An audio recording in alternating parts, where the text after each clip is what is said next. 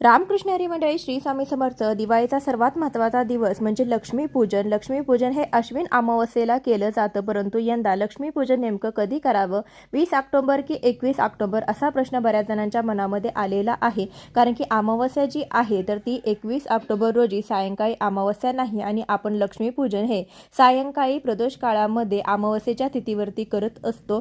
परंतु जी अमावस्या आहे तर ती 20 ऑक्टोबरला दुपारी 3:44 सुरू होत असून 21 ऑक्टोबरला सायंकाळी 5:54 संपणार आहे. परंतु जी उदय तिथीनुसार म्हणजे सूर्यानी ती तिथी पाहिलेली आहे तर ती तिथी 21 ऑक्टोबर 2025 रोजी आहे.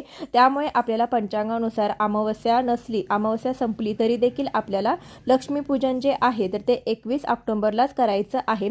सायंकाळी 6:10 पासून ते रात्री 8:40 पर्यंत या शुभ मुहूर्तावरती तुम्ही श्री लक्ष्मी, कुबेर आणि गणेश पूजन करू शकता.